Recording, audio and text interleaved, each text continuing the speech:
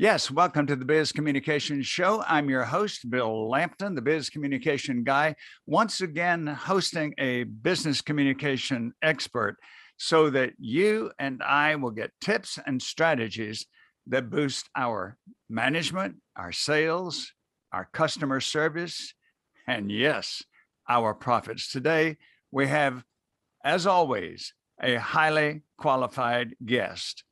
You and I want to learn communication. That's what this business communication show is all about. And today, our guest is a communicator who has helped many thousands. He's a member of the Speaker Hall of Fame. The National Speakers Association awarded him an award it gives only once a year, the coveted Cavett Award. And he's a certified speaking professional. He was asked by Skype to direct their blogging to all 23 million monthly users, and he has been in 44 countries, working, coaching, and speaking. Terry Brock, his name, joins us today to talk about the importance of time-honored communication principles and how to artfully use communication tools. So join me, please, in welcoming the highly esteemed and valuable mentor and friend of mine, Terry Brock. Hi, Terry. Hello there, Bill. It's great to be back with you. I figure we're going to make some magic today. This will be great. Yes, I know we will, Terry. Always happens when I'm with you or anybody's with you. So one of the things anyone who's active on the internet notices is that you are a constant producer of videos, instructional videos, quality videos. I would say if we had a numbers contest about the number of videos that are posted to help us in our business, that are posted across the internet, I would think Terry Brock would win that numbers game. But it's not only numbers, it's quality as well.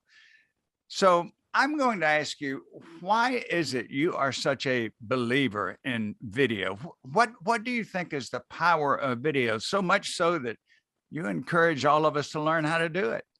Well, Bill, thank you for your kind words. I'm doing what I can, just a guy cranking out some videos here and there and enjoying it a lot. But I think video is particularly good because today the quality that we have is pretty astounding. It's very, very clear.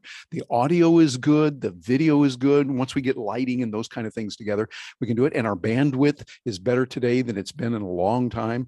And so I see there's a real area of technical expertise that helps us and what we have achieved there. But and Terry, just to amplify on what you said, you and I think back to a dozen to 15 years ago when we were producing videos. And as you said, the quality is so much better. And in addition to that, the simplicity has improved amazingly. I think you raised two good points. Yeah, the quality is better and simplicity, which makes it much smoother to communicate, and we can do that. And I think really what it is also is because where it is, we feel very comfortable, and it's almost as if we were together. You're in your home there at Georgia. I'm here in Florida.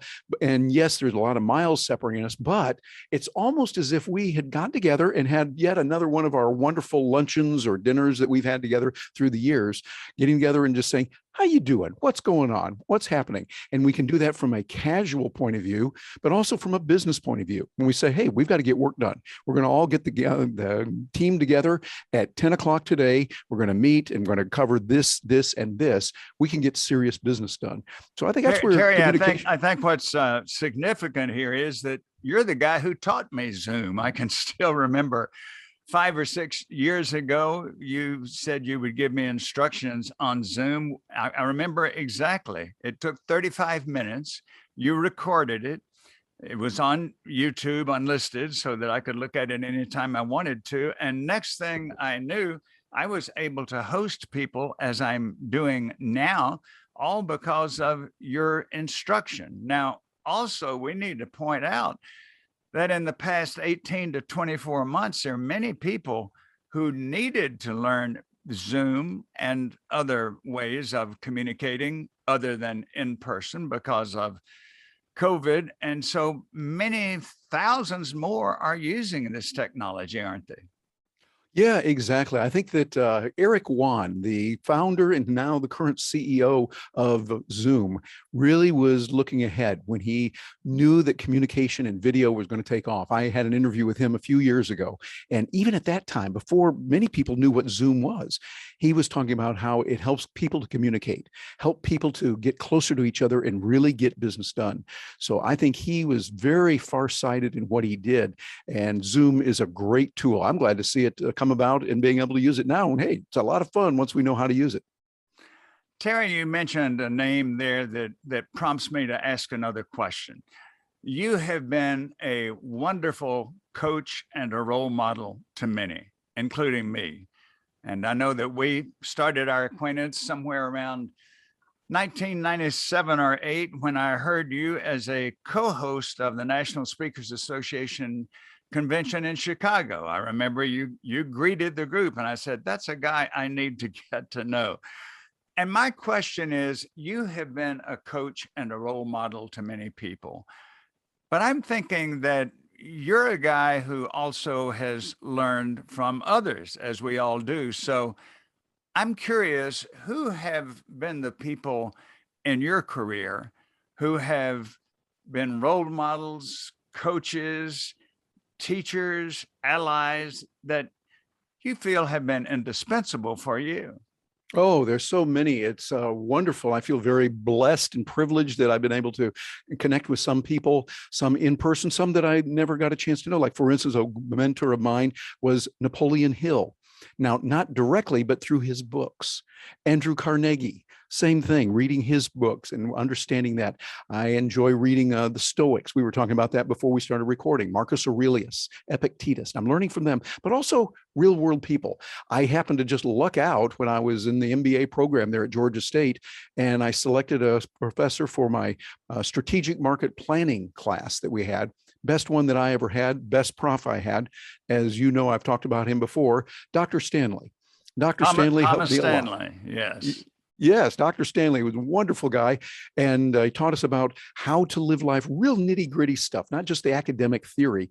And he went on later to write a series of books called The Millionaire Next Door. That's And the Tom Millionaire Stanley. Mind as well. Millionaire Mind. I was just looking at that and reading that this morning and looking at he's got it on the shelf there. And I learned from him a lot what to do. And then I've had others that have helped me within the National Speakers Association that have been able to say, okay, this is how we do it. And then you can say, okay, what's it really like? We can get down to the nitty gritty where there's some gravel in there and you don't always see things the way they're supposed to be, but you see what is. And you learn what to do and how to do that in a way that benefits others. And so I've had coaching from many different people, and I find that we can still do that. And I would say to those that are watching this, those that are listening to this, think about people that you admire, and they might not be alive. You might be able to tap into what they said through books or through the miracle of YouTube and watch these people directly talking to us, even though they're no longer with us. Use that mentorship that you can get from there to make your life better. We were not able to do this just a few years ago. Think about back in the 60s, the 50s, the 40s. People could not do that, of course. We can do it today for free. You just tap into that and you're able to sit at the feet of some of the greatest geniuses that have ever been around, or even those that maybe didn't do it on video, but we can learn from. I remember Bill, I got a chance to see one of my heroes on Netflix. There's a series about her, and her name is Madam C.J. Walker. She was the first self-made millionaire woman in America. Really? She was the daughter of slaves. She was born in 1867 to her parents were just recently freed slaves. And she went on to become a millionaire.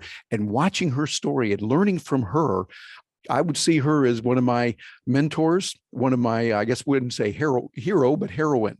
And she is a person that I like. And there's a lot of people like that out there.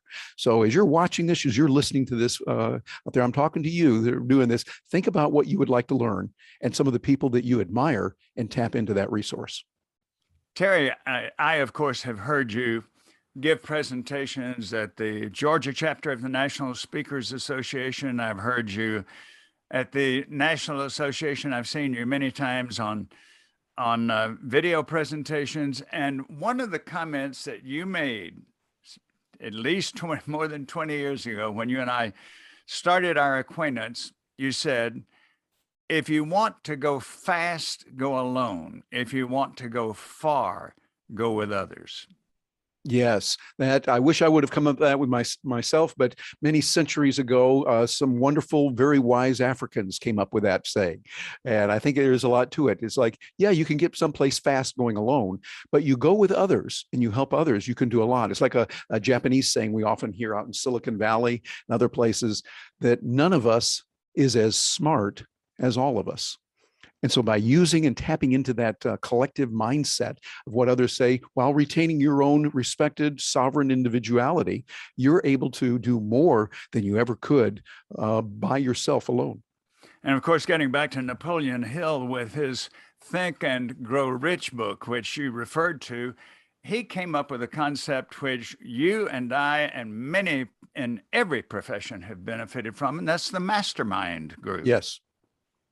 Yeah, very important. And that mastermind group is the idea you get together with people who are like-minded and you're helping each other. The facades come down.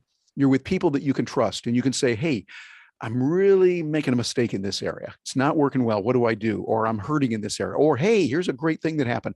And you can share it and they're supporting you and helping you. That mastermind concept, which is one of the principles that Napoleon Hill talked about in that book, is really good. And by the way, if you've read Think and Grow Rich by Napoleon Hill, two suggestions. Number one, go back and reread it because it's one of those you can reread over and over. You always learn more. And number two, look at the book that he wrote the year after Think and Grow Rich. I think it's as good or maybe even better. His Think and Grow Rich was written in 1937.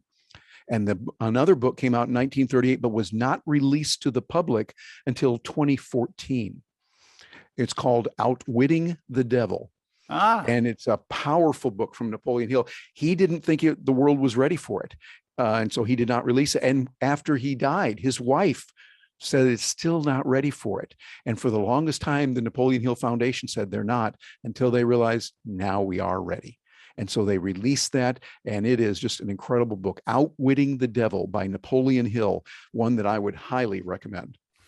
Terry, we have time for one more question we can discuss.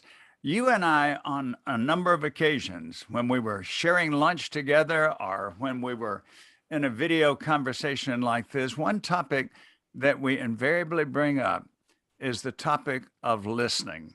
You and I know that there are hundreds and hundreds of speech courses, speech instruction classes, books about speaking, presentation skills, how to deliver messages. But you and I have felt all along that there's not enough attention given to the fact that we don't give enough instruction and teaching and credence to the importance of listening. Talk about that, please. I'm sorry, what were you saying, Bill? I'm just messing with you. Come back here, Terry. Come back. Yeah, exactly. No, hey, you are absolutely right, my friend. I think we need to listen more and talk less. I find I'm learning a lot more when I'm listening than when I'm talking. And it's the old saying, I wish I knew who said this, but whoever it was, somebody long, long ago, I think in Greece or Rome, that said, hey, you got 2 ears, 2 eyes, 1 mouth. That's the proportion you should be using these things. And I think we learn a lot more when we listen, and not only listen, but let me build on top of it something that you've helped me with, Bill.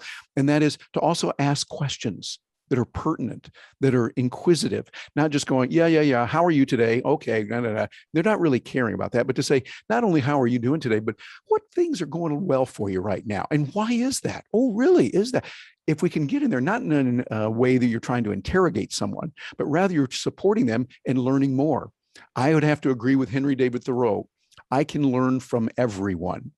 And I can learn from whoever it is. Sometimes it's what not to do, but usually you can get some really good ideas. So I don't think we can listen too much. I think it would be very difficult to listen too much. I think that's something we need to accentuate more, particularly in our world today with the problems and the challenges and the infighting that goes on. I think if we listened and tried to hear it from the other person's point of view, we'd be doing a lot better. Terry, I never got into very much trouble by listening too much. I got into a lot of trouble by talking too much, but I can't remember getting into very much trouble by listening too much, but we need to close. But I'm going to underscore your point by saying that in every business endeavor, and really in every personal interaction, the person who is going to be most compelling, most winsome, most attractive, and even most persuasive is not the talker. It's not the guy with the gab. It's the person who, as you say, intently listens and asks questions. And speaking of questions, I'm going to ask you one now, Terry. It's been marvelous having you on the Biz Communication Show. I know there are many people who will want to contact you, so please give us your contact information. Well, the best way to reach me is over on my website, terrybrock.com, and that's spelled Terry, and Brock is spelled the right way, Brock. So terrybrock.com, and you'll see the contact for social media and other ways you can get in touch with me right there. And Terry is a marvelous resource. Not only do I think so, but as I said in the introduction, audiences and clients in 44 countries have relied on the wisdom and the guidance, the motivation of Terry Brock, who I affectionately call Doc Brock. And Terry, now that you've given your contact information, I will give mine gladly. Bill Lampton, the Biz Communication Guy. So logically, my website is bizcommunicationguy.com. Invite you to go there, check my services for corporations and leaders, and then give me a call so that we can discuss how I can help you identify and solve your communication problems. Terry, give us a 30-second closing thought, please. Bill, you are all about communication, and that is so important. And I think we can do a lot better if we enhance our communication skills, stressing the listening and following up, learning from others. Keep learning all the time. You do that very well, Bill. You're always learning something new and pushing forward. And it is an honor and a privilege for me to know you and have you as a good friend. Thank you very much for having me here today. So well said, as always, Terry. Thanks so much to Terry Brock for being our guest on today's Biz Communication Show. Thanks to those of you who are with us on YouTube or on the podcast.